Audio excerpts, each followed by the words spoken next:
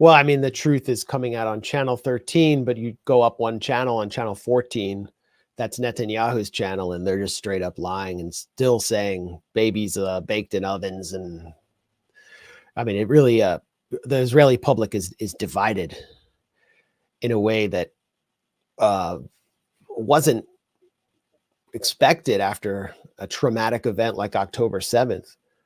They were divided before October 7th on the issue of Netanyahu, judicial reform, this huge culture war, Netanyahu's fanatical cabinet. Now they're divided again, and it's really around the issue of hostages. I mean, I showed before when we were interviewing Craig Mokheiber, the Jewish nationalists blocking Kerem Shalom, blocking the aid that's not only going to civilians in Gaza, but going to the hostages. And there's a movement in Israel that is associated with Netanyahu's coalition partners who want to see the hostages dead. And the military is infested with this movement. Why? Why do they want them dead? Because the hostages, the captives, the POWs, the Israeli soldiers who are captured are actually prisoners of war. They interfere with the goal that at least a plurality of Israelis, I would say a majority, want to achieve, which is the extermination of Hamas, the elimination of Gaza as a threat and as a Palestinian entity, and the elimination of the Palestinian struggle completely through ethnic cleansing and pushing as much of that population as possible into the Sinai Desert and scattering them like wind, like seeds in the wind around the world. And so the hostages have to be eliminated. And here is Nomi Dan from who is a hostage's cousin, I think. Yeah, she's the cousin of a captive on Israel's national broadcaster, Khan News.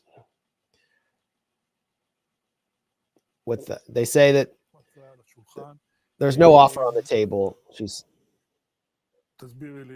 Explain to me how you see the situation. Naomi, you have a good perception.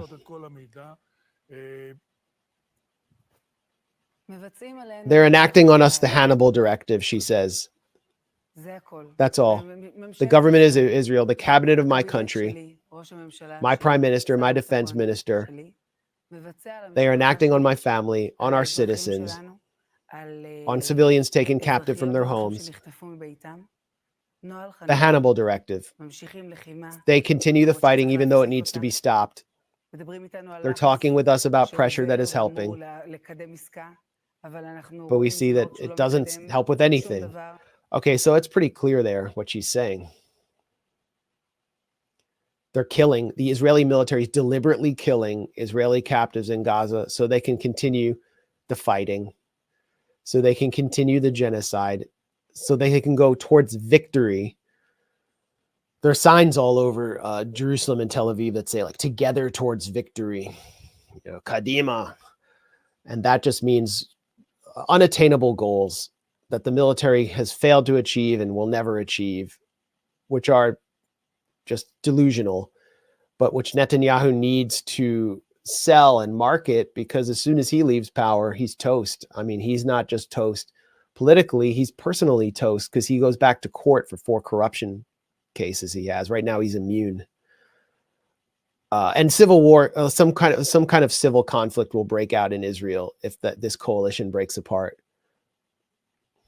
So the war is basically prolonging the inevitable, postponing the inevitable. Yeah. Sorry. Yeah. Yeah, and we talked about on our last stream how, a hostage was killed with poison gas.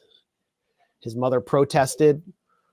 Ron Sherman, the soldier's mother, who was captive soldier's mother, protested with a gravestone condemning the Israeli military and the Israeli state for killing her son, and they removed the gravestone. He was killed with poison gas in a tunnel. There's no head wound. That's CAT scan showed no head wounds, no wounds to his body. How did he die? So this is unbelievable, and this also goes back to Tony Blinken in the State Department. And I've been saying this. I said it last week. I've said it on other programs. What bigger win could there be for a Secretary of State, especially someone like Tony Blinken, who claims some special relationship based on his own ethno-religious ancestry to Israel? What bigger win could there be than getting the hostages out and then bringing them to a big ceremony on the White House lawn? I mean, and it would deliver, Jewish support for the White House too, for Biden too, as he campaigns.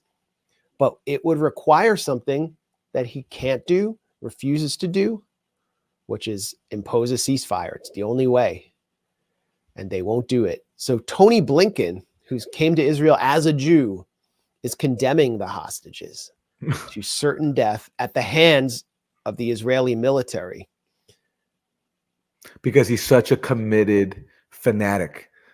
He would rather murder Palestinian babies and other civilians than help his own political fortunes, and help the hostages that he claims to, the Israeli captives he claims to care about. It's and Biden too, obviously. It's unbelievable.